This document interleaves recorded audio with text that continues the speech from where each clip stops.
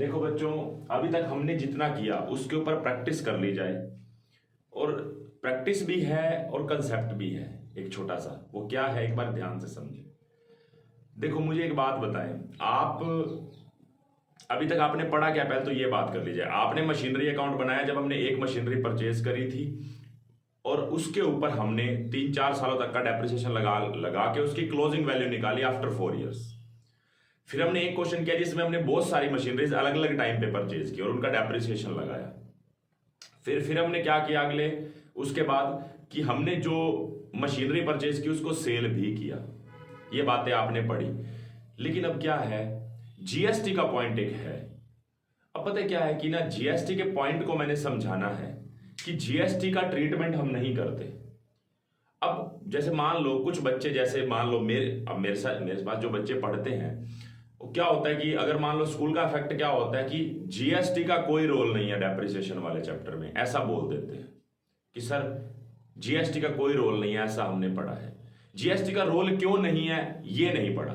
ठीक है, कहने का मतलब है ये कमी है कि हमें जो पता होना चाहिए कि जीएसटी का रोल क्यों नहीं है। आपसे मैं एक चीज पूछता हूं, आपने जर्नल भी की है, आपने लेजर भी किया, उसकी एंट्री करके देखे ना, आपको अपने आप पता लग जाएगा कि जीएसटी का रोल क्यों नहीं है। जैसे मैं आपसे एक चीज पूछूं, यहां पे हमने मशीनरी परचेज करी है 1 लाख रुपए की। 1/10/17 को कंपनी ने जो मशीनरी है उसको बेच दिया 78,000 रुपीज में, और कह रहा है कि मशीनरी अकाउंट बनाओ। बुक्स क्लोज होती है 31 मार्च को। रेट ऑफ डेप्रिसिएशन है हमारा 10% पर एनम, और जीएसटी का रेट है 6%। किसका? सीजीएसटी का, और 6% एसजीएसटी का। मैं आपसे पूछता हूं इसकी एक बार जर्नल एंट्री बताएंगे मुझे। मशीनरी परचेज करने की जर्नल एंट्री क्या होगी? Machinery account debit, input CGST account debit, input SGST account debit to bank. Machinery खरीदी हमने 1 लाख रुपए की, उसके ऊपर जीएसटी का रेट है 6%, मतलब 6,000 रुपए लगा देंगे। फिर एसजीएसटी का रेट है 6,000, वो भी लगा देंगे। तो हमने पे टोटल कितने किए? 1,12,000। मैं कहता हूं आपने मेरे से लेजर समझा हुआ है, ये तो मैं मान के चलूंगा आप मेरे से ही पढ़ रहे हैं कंटिन्यूटी में।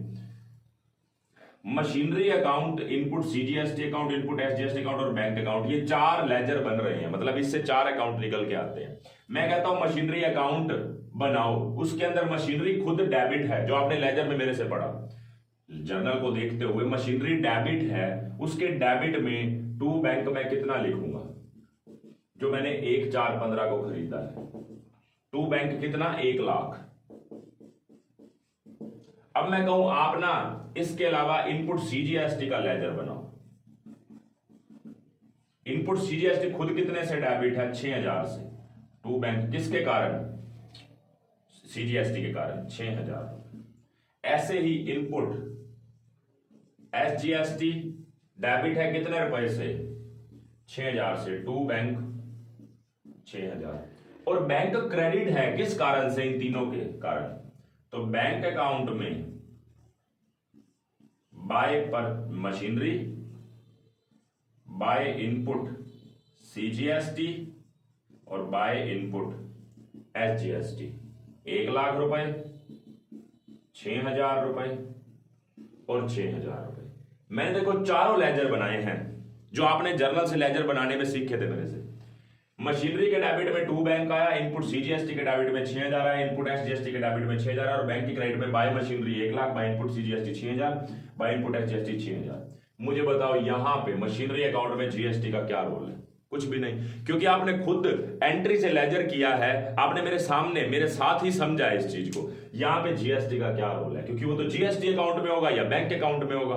जीएसटी अकाउंट में हम जीएसटी अकाउंट तो बनाएंगे, इनपुट का सीजीएसटी और इनपुट एसजीएसटी का, और बैंक के क्रेडिट में जीएसटी का अमाउंट इंक्लूड करके पे होगा। लेकिन मशीनरी अकाउंट में क्या रोल है जीएसटी का? कोई भी नहीं। तो आप कह तो दें कि जीएसटी का कोई रोल नहीं है, लेकिन वो देखे तो सही किस कारण से रोल नहीं है। क्योंकि मशीनरी में इनपुट का कोई अकाउंट ही नहीं है, मशीनरी खुद डेबिट है, इनपुट खुद डेबिट है, दोनों।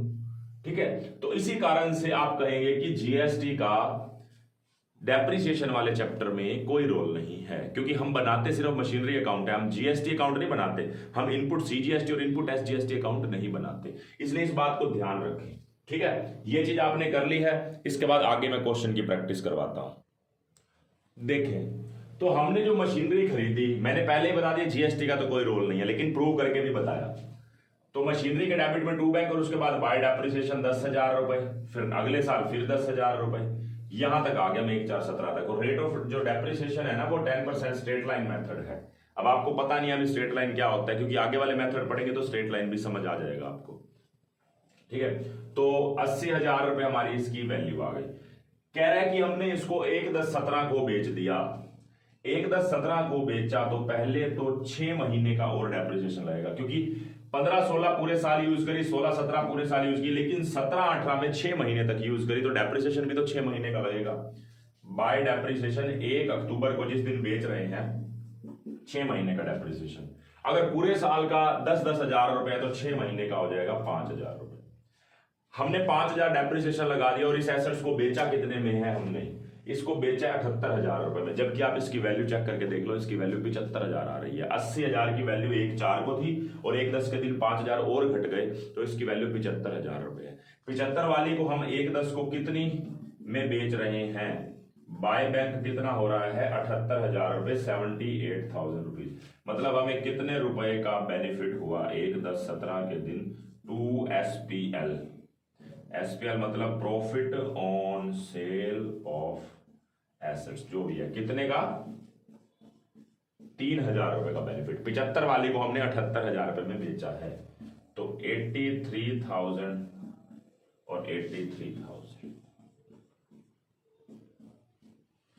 हमारे यहां पे बिक गई, हमारा अकाउंट यहां पे क्लोज।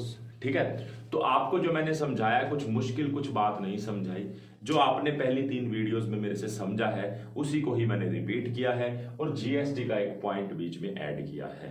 इसलिए आपके लिए प्रैक्टिस लेक्चर भी उतने ही जरूरी हैं जितने कंसेप्ट लेक्चर हैं। छोटी छोटी बातें इसमें कवर हो सकती हैं, तो आप इसको नोट कर ले, इंपॉर्टेंट क्वेश्चन था आपकी समझ के लिए। देखो इसमें एक पॉइंट और भी है, जैसे आपने मशीनरी परचेज के टाइम पे मेरे से समझा जीएसटी की बात, हालांकि आपको पता है कोई रोल नहीं है, लेकिन फिर से सेल के टाइम पे भी तो जीएसटी लगेगा ना, मतलब हमें आउटपुट कलेक्ट होगा, तो ट्रीटमेंट तो करके देखो कि यहां पे भी रोल नहीं है क्या। एक बात बताएं, आपके एसेट्स 80 में से 5 गया 75,000 रुपए की, आप उसको 78 में बेच रहे हैं, तो एक बार आप 78 क्रेडिट करो। हालांकि एंट्री वाइज ये गलत है, लेकिन क्योंकि हमें लेजर में इस 3,000 के प्रॉफिट को दिखाना है, इसलिए मैं एक बार 78,000 रुपए क्रेडिट कर देता हूं कि मशीनरी 78 की है, मतलब 78 में जो बिकी है वही वाला अमाउंट लिख देता हूं, प्लस इसके ऊपर जीएसटी भी तो कलेक्ट होगा। जब आप सेल कर रहे हैं तब भी तो आपको जीएसटी मिलेगा ना, तो आप ये चीज का ध्यान रखें।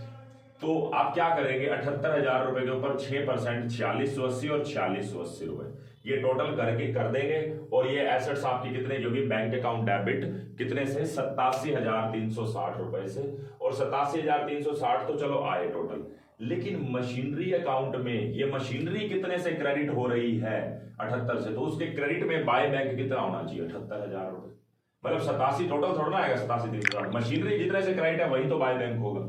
उसके बाद मशीनरी को डेबिट करके एसपीएल में वो 3,000 का प्रॉफिट, जो एसेट्स 75 की थी 80 - 5 लेकिन 78 में बिकी, क्योंकि जीएसटी तो हमारा है नहीं, वो तो वैसे ही गवर्नमेंट का है। जो ऊपर के पैसे आए ना 78 से ऊपर जितने भी ऊपर आए वो तो हमारे वैसे भी नहीं है। ठीक है, चाहे आप इस एंट्री को अलग करके देख लो, bank account debit output CGST output SGST को अलग करो 9360 रुपए बनेंगे, तो bank account debit to machinery तो 78,000 ही हो रहा है ना, तो बाय बैंक कर देंगे और 3,000 का profit machinery debit to SPL, ये 3,000 रुपए का प्रॉफिट भी दिखा देंगे। तो ये ट्रीटमेंट है, लेकिन क्या यहां पे इस ट्रीटमेंट को दिखाने की जरूरत है जीएसटी के ट्रीटमेंट को? नहीं, क्योंकि जीएसटी का फिर से मशीनरी अकाउंट में कोई लिंक ही नहीं बन रहा। ठीक है, तो आप इस बात को समझें जो मैंने बताया अभी।